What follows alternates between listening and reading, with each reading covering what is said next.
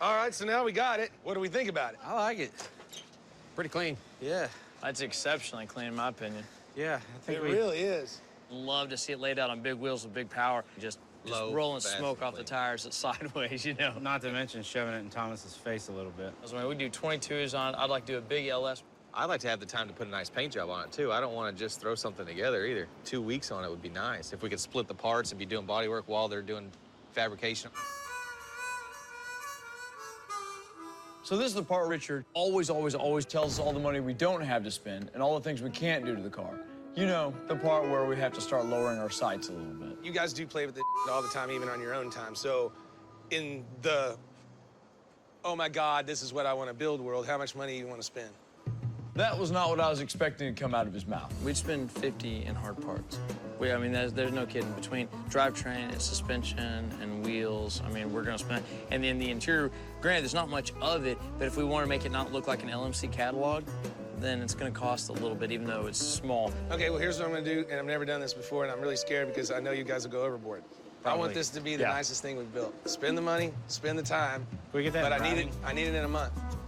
Okay. So. All right, we'll get it in there and tear it apart. You just got the carte blanche from Ricardo. Okay, everybody, I know when you see me give Aaron a blank check, you're thinking, wow, has Richard lost it completely? Well, don't get your panties in a bunch, because old Tricky Ricky, he's got a plan. And I think it's a good one, too. You see, every year Dallas throws a giant party called the Cattle Barons Ball. Now, this is a pretty cool shindig where all of Dallas's elite come in, knock back some champagnes, and start spending money on all kinds of cool auction items like cars and trucks. And that's where Gas Monkey comes in. I know a little thing or two about marketing, and a billboard, well, it doesn't always have to be on the side of the road. My plan is to let Aaron build the truck of his dreams, and then I'm gonna auction it off at the Cattle Barons Ball. If I can get those fat cats an eye full of Gas Monkey magic up on that stage, well, everybody starts bidding, and there's only one winner. Well, I'll tell you one thing about Texans. They don't like to lose. So all the other guys with big, deep pockets, they'll be lining up at Gas Monkey wanting something bigger and better.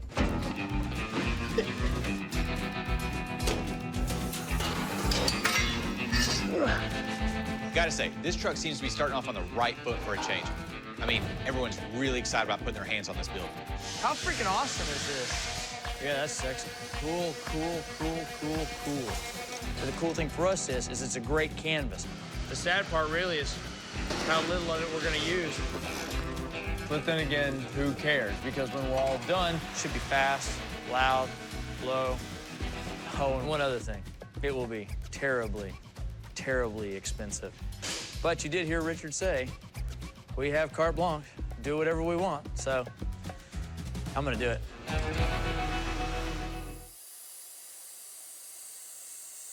So a recipe for cooking the C-10 is starting to come to a boil. I have Mike and Kiki working on the remaining bodywork on the cab, while Jason is working on the rack and pinion in the front of the truck. Myself, I'm about to add some bling to the rear end. Dang! Yeah! Holy! Are you sure you want to cover it up? Wow. That's right, that's my new rear axle. I just need a place to put it. Since we're putting the truck all the way on the ground, the original frame would have run into the axle. So we're gonna put a step notch in it. Before, the axle lived underneath the frame, and now, because of our dramatically altered ride height and much larger wheels and tires, we're actually gonna ride at where the frame rail used to be.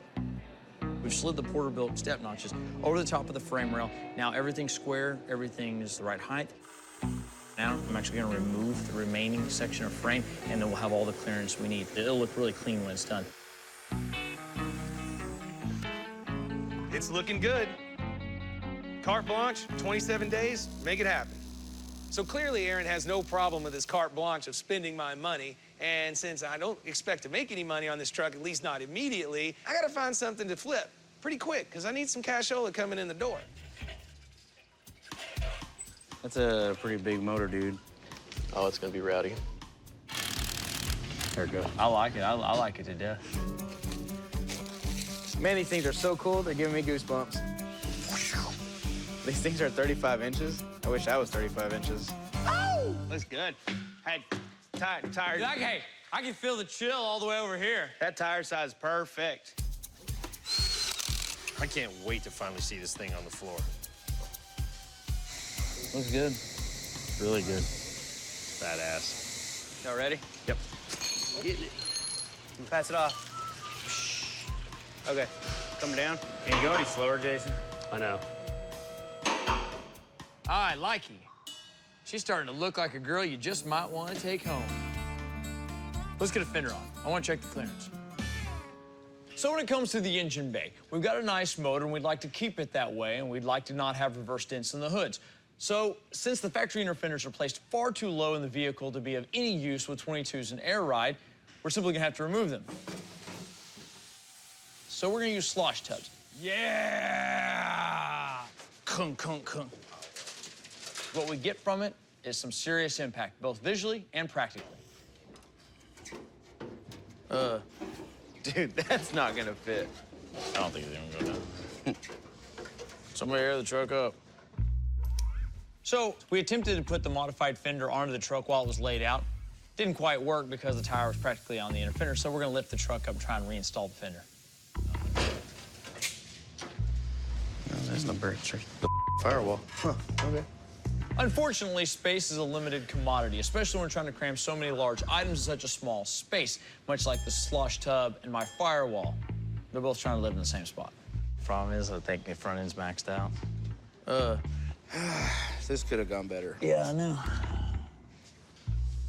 Anybody want to buy a set of slosh tubs? So I've got a couple of choices here. I can remove the slosh tubs completely, which I don't want to do, or I could put on a smaller tire, which I definitely don't want to do.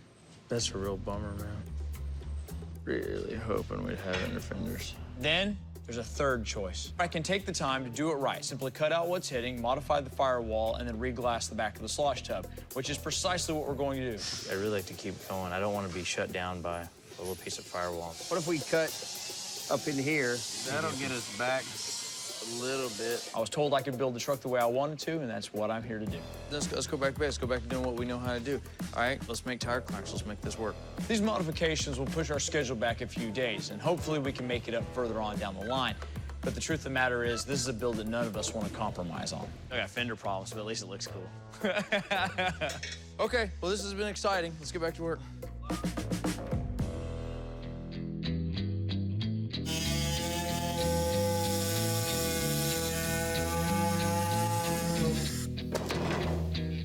Yesterday, we started addressing some of the fitment issues that we discovered on the front end of the C-10. Today, we're gonna start on the rear.